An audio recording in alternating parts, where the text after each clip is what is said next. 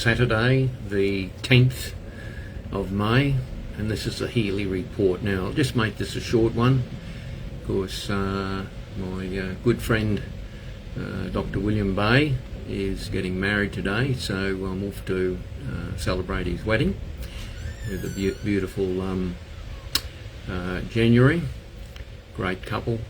Anyway, here's the inside story. What I'd ask everyone to do is go on to Sky News and look at Rowan Dean's Insider and listen to what he says about the state of the polls regarding the last election and how the Greens basically have the deciding majority in the Senate over Labor. Now, in the lower house, Labor's obviously won a mandate in the lower house, but in the Senate, they're at the mercy of the extremist Greens. We may have lost that terrorist sympathiser, Adam Bandit, but his party has still got power in the Senate, unfortunately. Now, the other person to go and listen to is Joel Jamal. Joel Jamal's done a very, very good analysis of where the cards are lying regarding this election. So, in summary, it was encouraging for me because I prophesied basically, or prophesied very similar to the same thing, that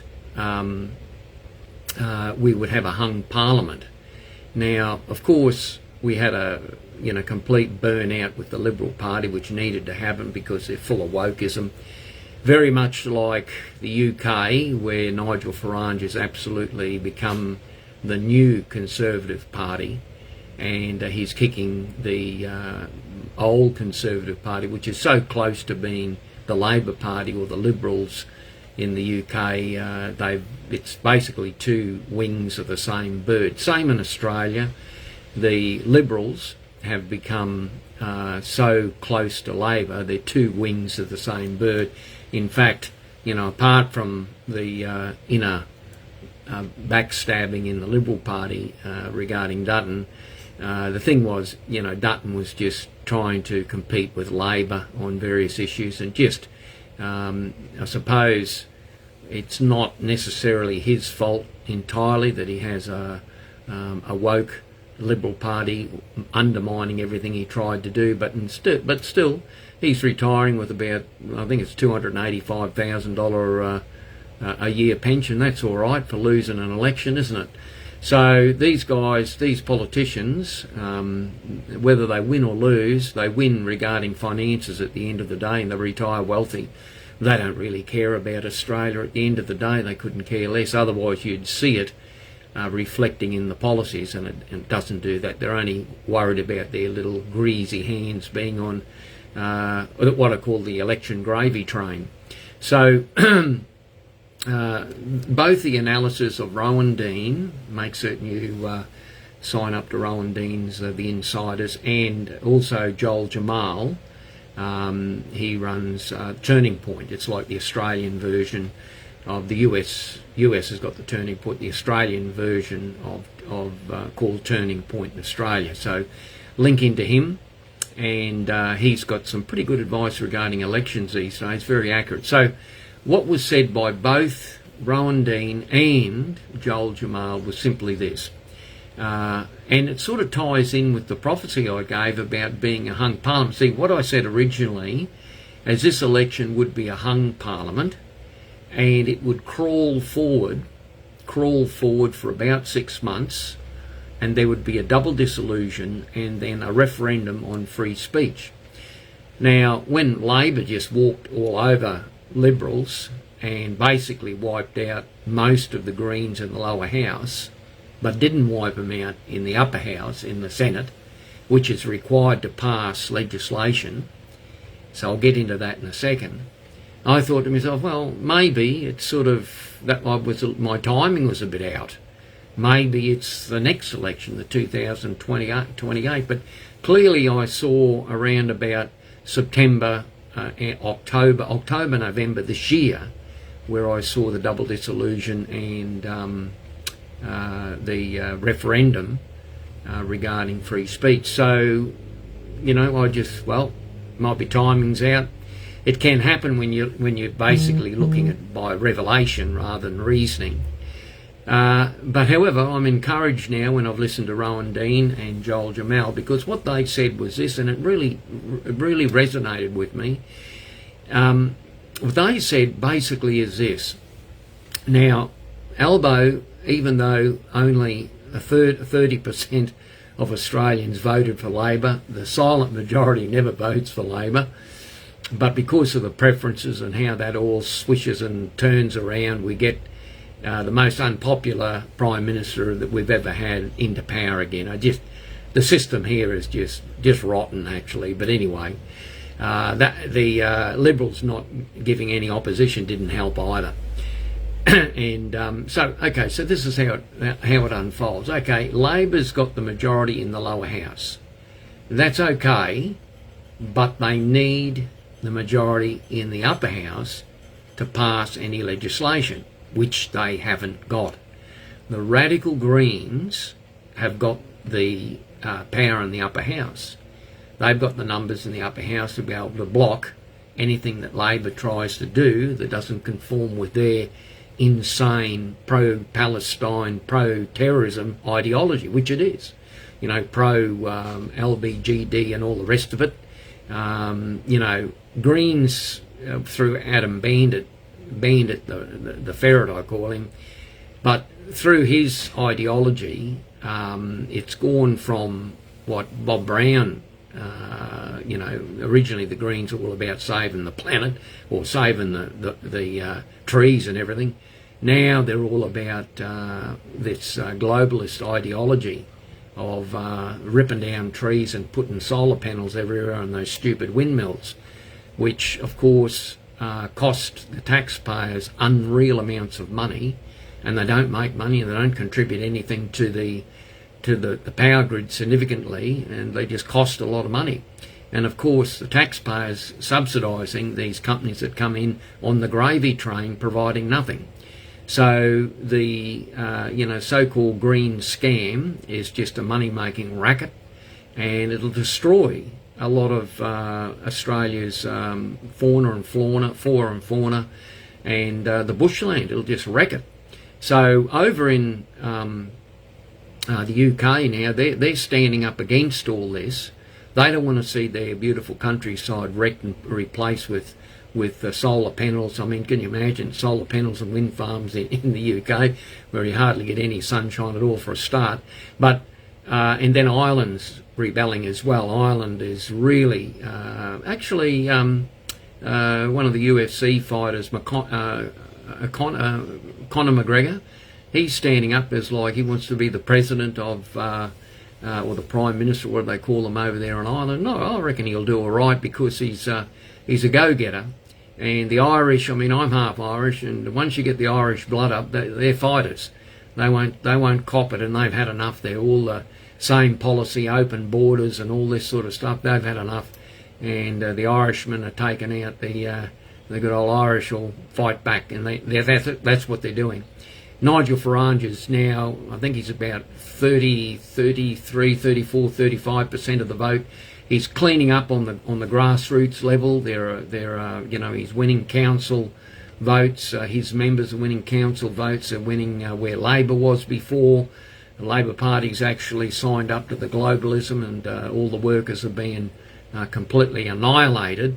And so they're all joining with Nigel Farage. And the other thing is that even the current Prime Minister of the UK, who's as weak as water anyhow, he's really a communist with lipstick on.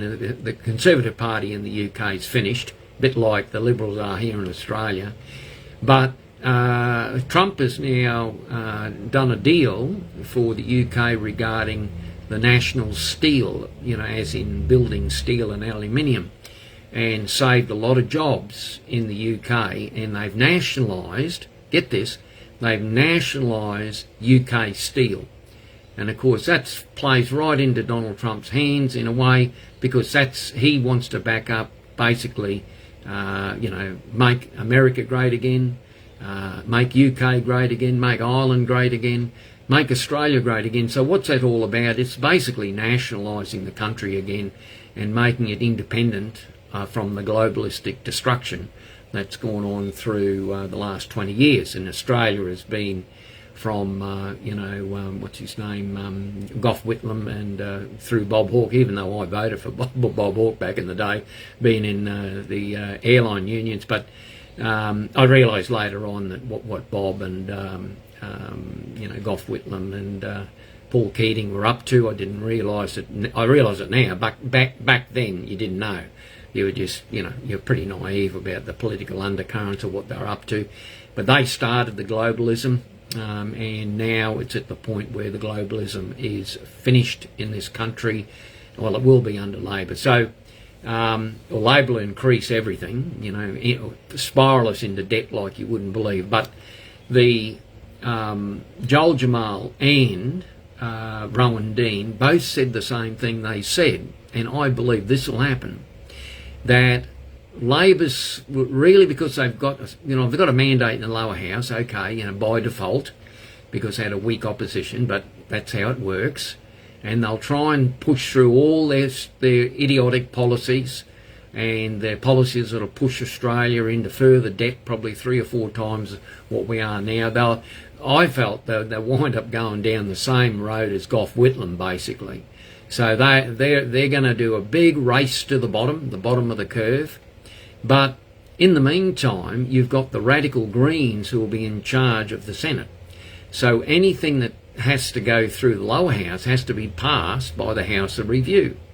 So you'll have the Greens trying to radicalise everything, and the Greens stand for they're anti-Semitic, anti-Israel, they're pro-Palestine, they're anti the Australian flag, they're pro-LBGD and all the rest of it. They're pro-abortion. They're pro-everything else that the majority don't stand for.